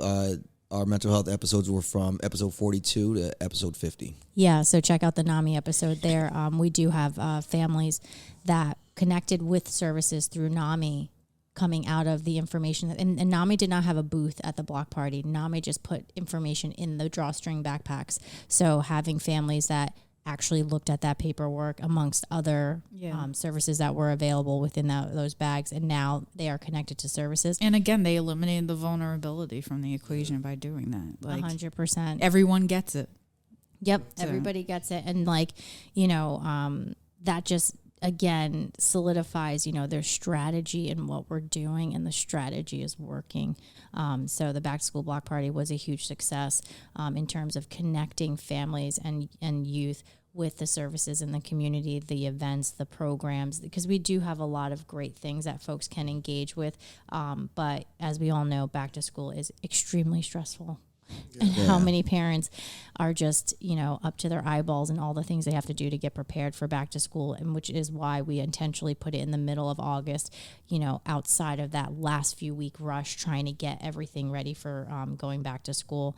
Our I Run Beacon 5K was also another success, fully funded that scholarship, the Making a Difference scholarship. So we'll have that prepared for the graduate this year. So thank you to all the runners there. And that was done virtually again this year. Yep. We were able to grow the number of participants. And then last but not least, the Turkey on Every Table in collaboration with the Key Food Marketplace on Main Street and 268 Main Street. And Salem Tabernacle, which we were able to feed over 100 families. Awesome. That, that concludes our staple events that we have every single year, on top of all the expansion that we just described. And, every year we do have those pop-up activities, initiatives, et cetera, that happen. I guess the other thing that's just a continuation is that we are still very much involved in police reform here in Beacon, and I Am Beacon sits on the committee there. So those are just more of our staple engagements that we have here. But I mean, what a year. Yeah. What a year during a pandemic, a year during, lots of changes, with the fraternity variants coming Yeah. Yeah. So being able to do all those things, there's just so much excitement. I can't be more proud of this organization, where we've come, where we're standing today. You know, particularly when we just keep thinking about looking back, you know, like we continue to learn and grow and expand. But you know, it doesn't mean that any day is any easier, you know. There's no substitute for getting the work done. There's no substitute for the doing that is involved. And one of the things that I think, now that we have such a groundswell based on the effort and really just coming out of the effort and the impact that we've made this year, is as we pivot to 2022. I keep saying that. Sorry, it's a work term, you know. Yeah, that's 40 hours a week. Must be private sector, because I don't know what she's 40 talking hours about. a week. As we pivot back to our roadmap and say, Yeah, exactly. Q1. Yeah, exactly. You know, let's talk about some of the things that we're most excited about. I mean, for me personally, it's about now solidifying some of these wins, so that these wins can now move down into our staple items. How do we take the success off of each one of these pilots, and how do we pull it down so that these pilots now become a part of our expected programming that folks can know us by and anticipate just as much as they anticipate something like the back to school block party. Yeah. I don't know. I think the more I'm learning, the more I start anticipating stuff like that. Now I'm like, whoa, man. When you're doing it, you don't think about it. But when you start talking about it, it's like, oh, no, you are doing a lot. And you are just one individual, you know. And I'm excited to see the growth that we're going to have in 2022. We have some. We'll probably share it on this, right? I'm waiting. All right. So we have some new we'll exciting news of some new programming that we want to do. But like, I don't want to go away from the work that we've done this year with some of those pilots. So I don't know. And a lot of them are just really, and you know, not necessarily letting the cat out of the bag, but it's really about continuing down this path and putting our foot in youth programming. Yeah. That is what you can expect from I Am Beacon in the coming year, is about really solidifying strong skill building programming that's matching the interest to get the maximum engagement from youth, right? So it's about all that we are learning through the programs that we've had already, the youth podcast. What are they interested in? What do they like doing? From the Coach Yogi Tuesdays, what are they interested in? What do they like doing? What are the things that they want more of? Mm-hmm. And now it's about I Am Beacon responding to them and meeting them where the demand is. So that's all I'll say. Yeah, I'm also looking forward to us continuing the success and us of challenging ourselves to structure I Am Beacon more. I'm saying I had a good year this year of being able to invest more time into I Am Beacon, to learn more about nonprofit management, to network with people and get educated a little bit more about how to go about for grants and stuff. And if there is a world where this could just be like a full-time job where we can grow it into where there is a position that maybe you're paid for and just running everything and making sure you're scheduling it all out, that would be awesome. That's definitely part of the strategic business planning, you know. Yeah, I mean, I think that's a huge thing, right? Because it sparked 2021 sparked the flame of possibility of what that might be for this organization. And I would say that it's not a reflection on us not knowing what's possible. Mm-hmm. It was more, just like anything else, like we are human beings, back at the ranch with like real jobs and that kind of thing. Right. So as with any type of startup or organization like that, we're so committed to like the process that was right in front of us that we just didn't give ourselves the space or the grace or the time to really explore that. And I think that'll be a big part of 2022. Yeah. Well, what are you guys excited for in the new year? I mean, what I'm excited for is strictly personal, right? Like, I'm looking forward to where us as a podcast and like our dynamic and our relationship, I'm really looking forward to where that's going, because I feel like 2019 we started, 2020 I feel like we really got our feet wet and really like grasped like this is what this is, right? And we understood the power that this podcast gave us, right? And I've seen everyone in this room like just like step up and like evolve into this like new beast, and it's just like we all did this, right? And I think did that. Yeah. and I think back to like conversations that like the three of us had, like, right.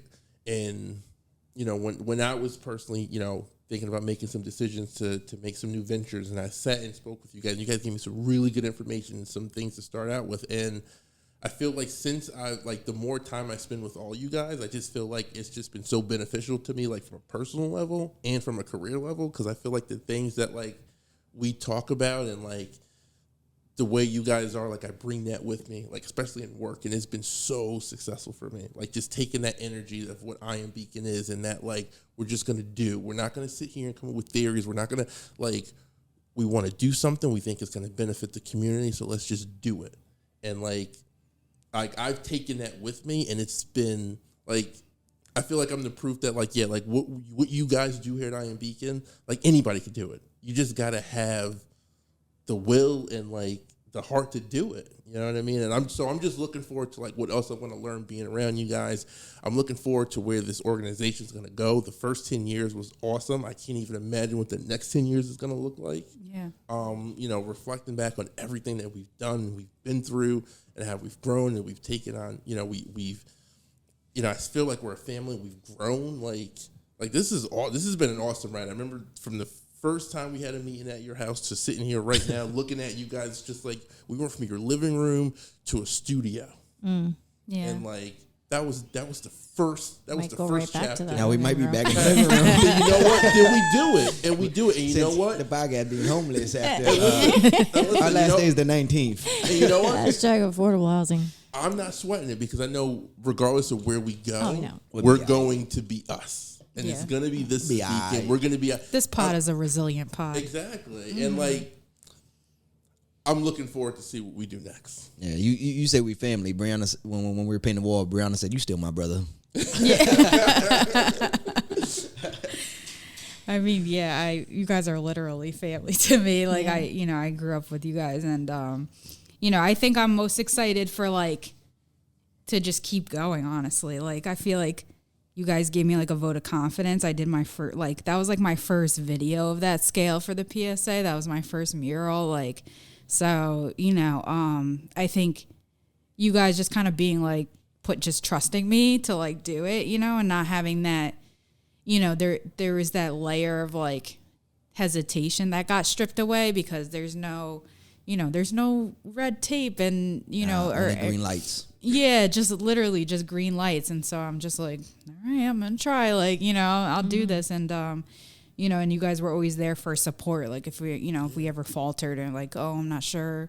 Oh, we messed up. Oh, you know, this or that. Like it was just always like, let's just keep going, you know? Yeah. You know, that's why we make a good team. Because, you know, I'm saying, I'll send you out there. I'm saying, if you're confident in yourself, I'm confident in you. You know what I'm saying? And that's why we come right back like, you know what I'm saying? They got messed up. And then Brooke, and then I'm saying, then Brooke just got to clean it up. Like, yo, hold up. Like, so that is why we work so well, you know, because, and then when things get messed up, I'm just at a space, or I had so many life experience where I feel like, yo, you don't mess up. Like actually, I misspoke. That's all you do. You just messed up, and it's like you can always correct it. Yeah, to me, it's always about intention. Like, if the intention is there to like do a good thing, like that's really all that matters. You know. I'm saying that's all I go on. I'm saying like, I feel like you're enthusiastic and Brooke is pragmatic, and it's like it's like a Venn diagram, and then we just live in the middle. Like, okay. Like sometimes, like when I be coming up with ideas for stuff, I'm like, all right, who do I go to first? I go to Brooke or do I go to Ruben? Like, yeah, we are definitely two halves of a whole in that regard. You know what I was just thinking when the two of you were going back and forth is like, what the podcast is probably to Brianna is what the mural was to you. Because Brianna's like, wow, this podcast came up along really, really fast. And Brandon's like, yeah, 5 years in the making. Yeah. That undercover. But yeah, no, I'm the same way, Brandon. Honestly, I feel like I go to Yogi when I want to know like the possibilities, and then I go to Brooke when I want my idea chipped away at. Like I'm like, okay, you know what I mean? Like I'm like, this is like a little like, you know, chopped at the knees. Yeah, like the funny thing is, you didn't respond back, but I texted you a couple weeks ago. I had a crazy idea, and I was like, let me run it by Brooke. Let me just to see, like, because I need someone just. And to then like, when Brandon and I share ideas, we just hype each other up. There's no, it's like an echo chamber. We're like, yeah, that's great, that's great, that's great. And I say that like and I mean that like wholeheartedly because I've learned who I am. Like I get an idea, I get excited about it, or I hear an idea, and I just like I don't think about how to, I just want to do it. I just want to do it. And a lot of the times in the past, that's how I felt because there was no plan. I would just come up with this idea and then just go out and do it and just fail miserably and be like, oh, okay, I'm not going to do that again. But like working with you guys, it's been like, okay, there's steps to it. Like, and I'm still learning. I still suffer with like I get an idea and just want to do it. But I've learned from working with you both is that like take a minute. The idea's there. It's not going to go anywhere. Make sure you do it in a way so that you can be as effective as possible. And I always think big, but make it small, and then work out from there. You know what I mean? Like make it something that's achievable, and then whatever you get afterwards is a plus. It's a gain. You know, so yeah, and I think Brooke challenged all of us with that because like when we were on the planning committee for the centennial, I just remember Brooke saying, "Yeah, we're gonna dream big, and then we'll just dial back." So like that's where I start. Like so when you come with an idea, I'm like, yeah, dream big, you know, but. Like you guys hear me talk about all the time, like with all our new members, with our board, I'm so cognizant of people's time. So like even when you bring your ideas, I'm thinking about your time too. Yeah. You know what I'm saying? Like Brandon, I don't know, I'll put it out there. Like I have conversations about you with Brooke and like yo, I'm concerned with Brandon. He's got a child. He's about to have another child. He's doing this. We'll drop the gem on what we got going on in 2022. But like I keep when I'm telling you to dream big and you guys give me ideas. That's basically what I'm saying. Like, well, do they have the time to do this? Or, you know what I'm saying? Because that's what I'm going to start challenging you. And the same thing that I did with the kids. All I'm going to do is start challenging you on, because the why behind the I, how are you going to get it done? Because you're not going to give me your idea, you know? So I just challenge you right back, you know? And then I think Brooke definitely helps out with me, even on some of my thinking of now getting a little bit more strategic and like, how you gonna get from A to B and filling in A to B, because I can just see A and B is possible. Yeah.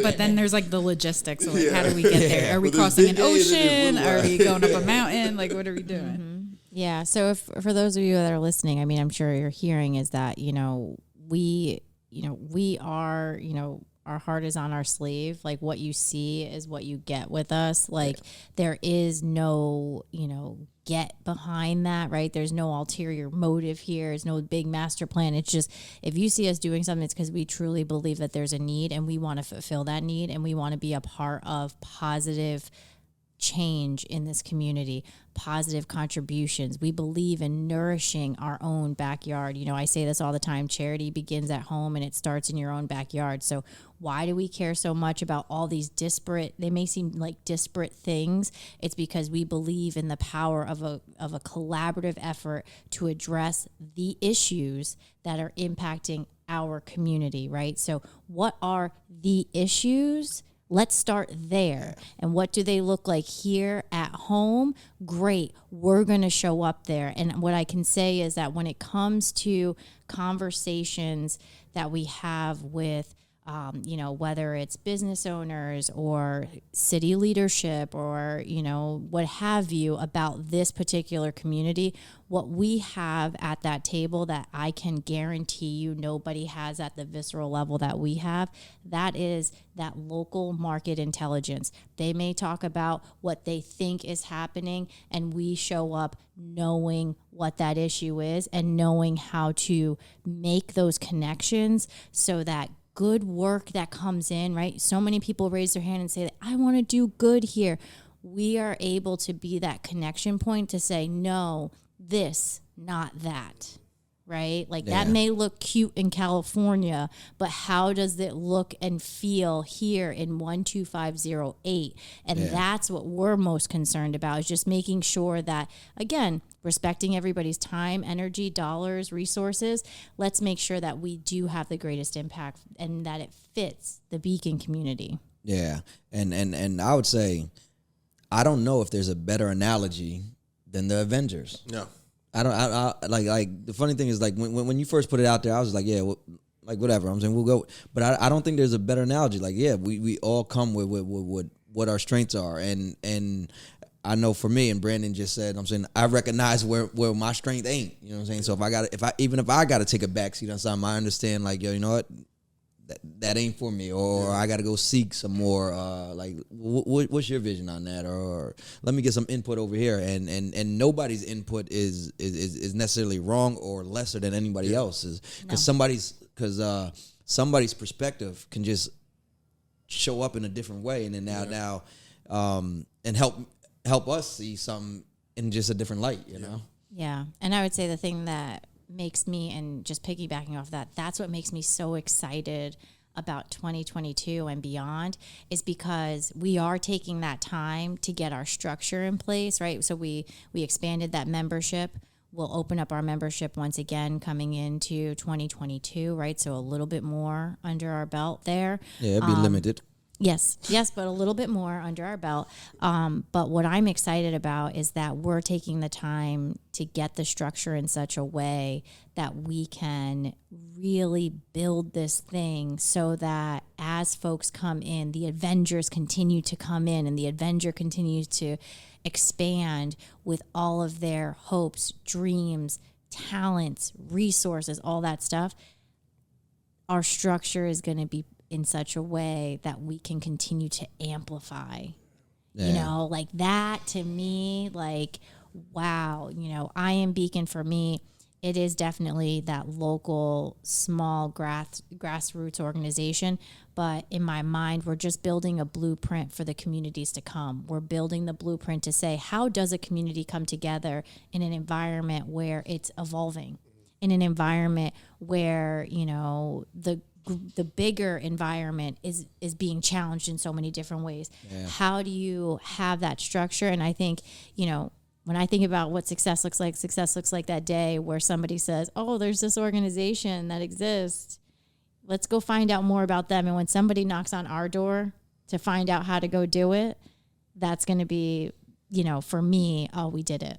Yeah. We've achieved the mission, because now we can just say, oh, this playbook that took us 15 years to pull together.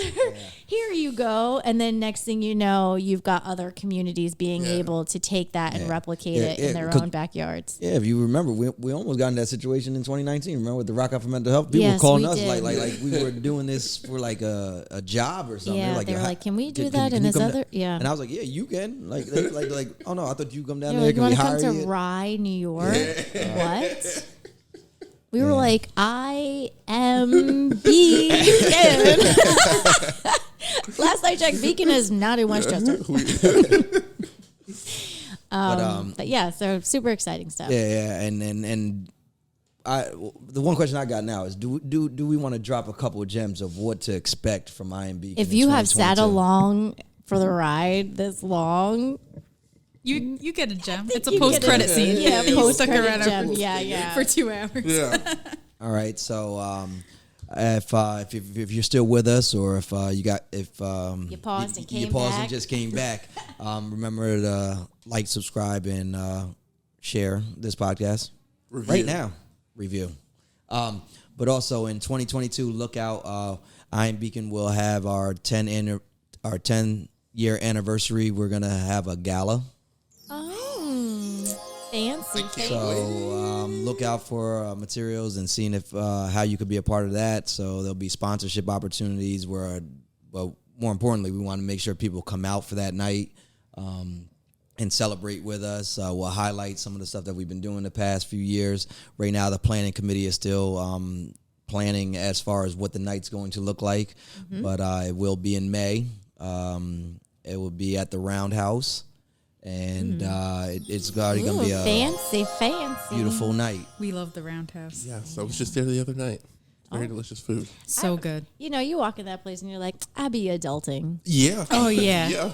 I'm not gonna lie. I walked in and I said, Rebecca, we're having our gala here. She was like, fancy. I was like, I know. Yeah. So fancy. Yeah, so if anyone's listening to this and you want to be a part of it, or if you want to be a sponsor, Look out, feel get free your to reach out tickets, to 'cause us. they'll go fast.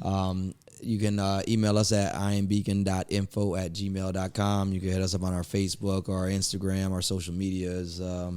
That's one gem that you got. And that'll be a lot of fun. And then Brandon, you want to tell them another Oh, yeah. exciting new adventure? Oh, yeah. So, coming to the Hudson Valley, this summer we will be bringing the first ever I Got Game Youth Summer Gaming League. I Am Beacon, in partnership with former guest. Which episode? I'm going to go with 72. 72. I think you're right. I know I'm right. But we're going to be partnering up with Contender Esports of the Hudson Valley, and we're going to be offering a summer youth program, not to just youth here in Beacon, but youth throughout the Hudson Valley. And this is going to be a program unlike any other program that's been offered here in this community. Probably in this state. I was just going to say that was the next one. Probably in the Northeast. I mean, let's just keep going. What I'm really excited, I feel like we're definitely stepping out of our comfort zone with this, but I feel like we're stepping out on a bigger stage, being the Hudson Valley, and saying, hey, we're I Am Beacon, but we also care about our community as a whole, like not just the city of Beacon, but the Hudson Valley community. So we're going to be offering a 10-week competitive, structured, seven youth, what's the word I'm thinking of? Teams, yes. 7-person team. Big word, people. Yes. And I am super excited. The feedback that we've been getting from organizations, nonprofits, has been, they are jacked. Like, I've had organizations. And this is a nonprofit league. Yes, it's going to be a league of all nonprofits. It's going to be 8 local nonprofits from Beacon, Carmel, which is in Putnam County, Poughkeepsie, Orange County. We're really trying to provide a unique experience that hopefully is going to be the beginning of a new era here in the Hudson Valley. I'm super, super stoked. So far, the organizations who are participating have been reaching out and asking, can we start practicing now? Can kids go for it? That's amazing. That's engagement. If you guys are ready, you know what the games are. Yep. If you know what your team name is going to be, you're just going to be ahead of the curve. So get it in there now. I can't wait. I'm excited for it too, because this is something that we would have did a pilot on. Obviously, it's new for us, but video gaming, once you mention it, you already engaged the youth. The stuff, if you check out our podcast with Contenders, and Deanna,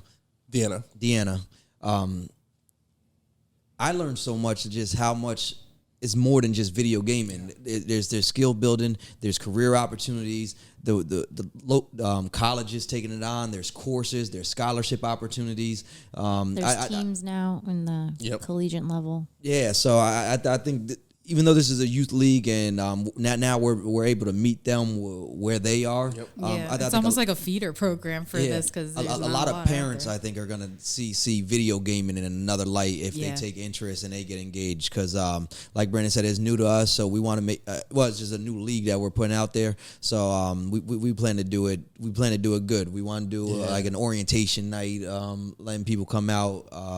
Part of the program is you'll get a practice during the week. All games are ran on Saturday.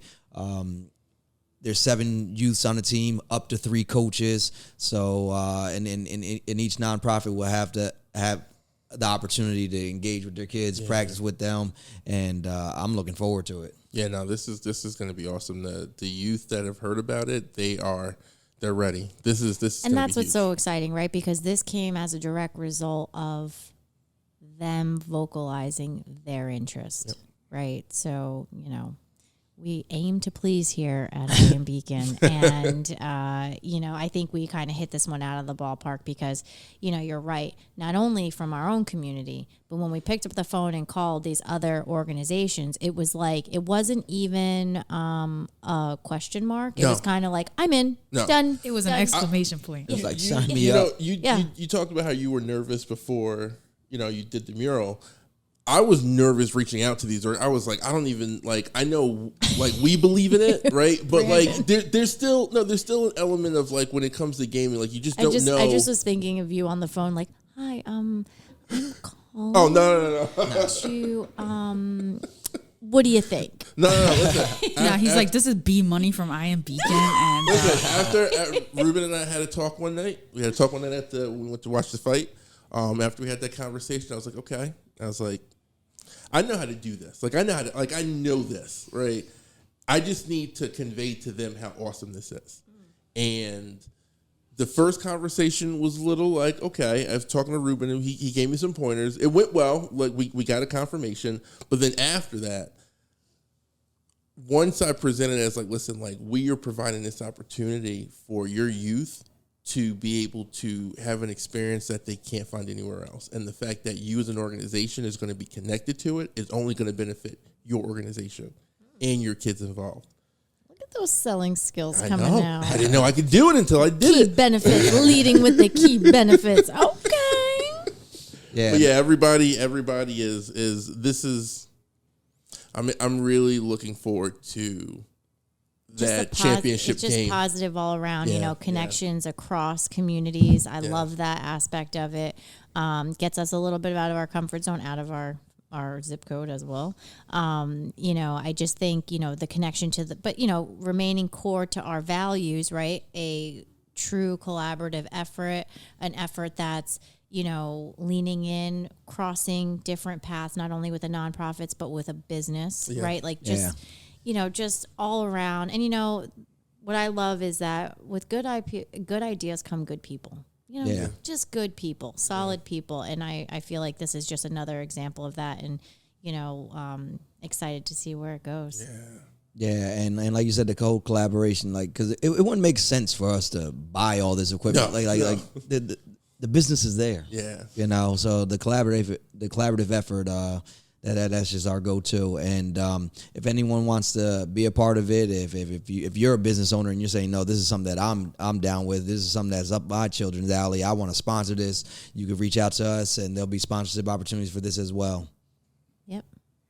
It's awesome. Well, I think that was good. A couple gems. Yeah, we gave you leaving this out on you. I mean, if you have hung out with us this long, thank you. You are really getting the tea here at I Am Beacon. Yeah, trying to tickle Brooks' fancy with going into the Joe Rogan. I know you mentioned that a couple of times when we talk about how long we go, and you're like, oh well, just like the Rogan. Yeah, I do listen to Joe Rogan type quite a bit. People listen to it. He has He has a 3-hour podcast all the time, and I enjoy it. It's pretty common.